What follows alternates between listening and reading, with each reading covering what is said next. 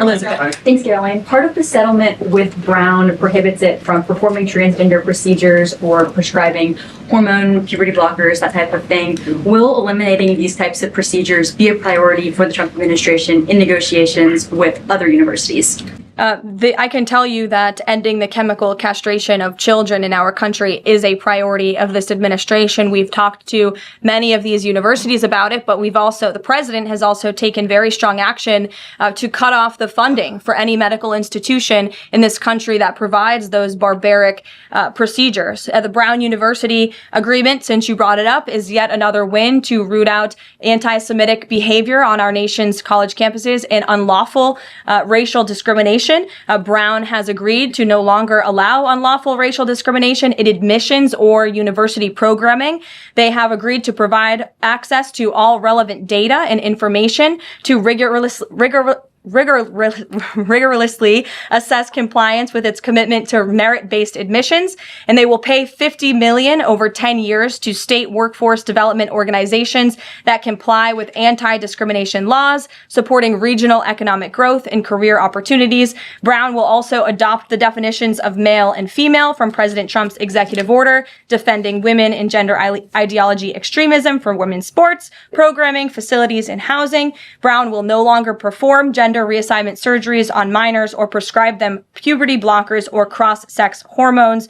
And Brown will take steps to improve the campus climate for Jewish students and combat anti-Semitism on their campus. This is yet another huge win for American students and for those who love our country and want to abide by our country's laws. On the topic of defending women from gender ideology extremism and helping women's sports, the president will be signing an executive order at 4 o'clock today with some very famous professional athletes whom I'm sure you all know. And that executive order will be focused on strengthening.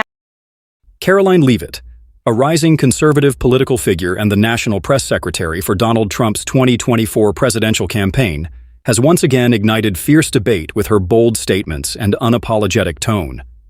In her recent appearance titled, "The Left is Already Crying About This," Leavitt took direct aim at liberal media outlets, Democratic leaders, and progressive activists, accusing them of being in panic mode over the growing strength of the MAGA, Make America Great Again movement, and Trump's surging momentum ahead of the 2024 election.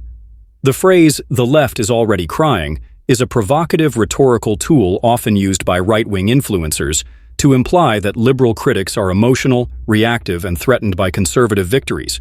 In this case, Leavitt used it to mock the Democratic response to several key developments: Trump's rising poll numbers, Biden's declining approval ratings, and the growing dissatisfaction among Americans over inflation, immigration, crime, and foreign policy failures under the Biden administration.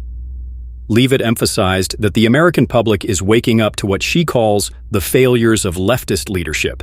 She pointed to skyrocketing grocery prices, open border policies, and what many conservatives view as an overreach in government surveillance and censorship, especially on social media platforms. She framed the left's criticism of Trump and MAGA Republicans as desperation, claiming they're resorting to fear-mongering and legal warfare to stop Trump from returning to office. A major portion of her speech or appearance also focused on the growing popularity of conservative voices among young Americans. Leavitt, herself a millennial, represents a new wave of energetic Republican voices who speak directly to the frustrations of younger voters who feel let down by liberal policies on education, freedom of speech, and the economy. She claimed that the left no longer speaks for the average American, but instead prioritizes elite agendas and identity politics over practical governance. Leavitt also condemned what she described as the mainstream media's obsession with attacking Trump while ignoring or downplaying Biden's gaffes, policy missteps, and ethical controversies. According to her, this selective outrage is proof of a deeply biased press, something the Trump campaign has been emphasizing as part of its broader war on fake news. The timing of Leavitt's message is key. As the 2024 election nears, both parties are aggressively battling for control of the narrative. The Trump campaign is working hard to portray its base as the voice of the American people, hard-working, patriotic, and tired of establishment politics. Leavitt's statement aims to reinforce that message, presenting MAGA supporters as not just a political faction, but a growing national movement reclaiming American values.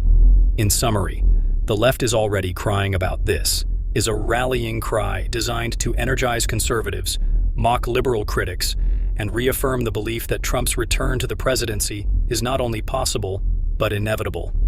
Karoline Leavitt's delivery, sharp wit, and media savvy ensure the message hits hard, especially in a divided political climate where every word becomes ammunition in the ongoing culture war.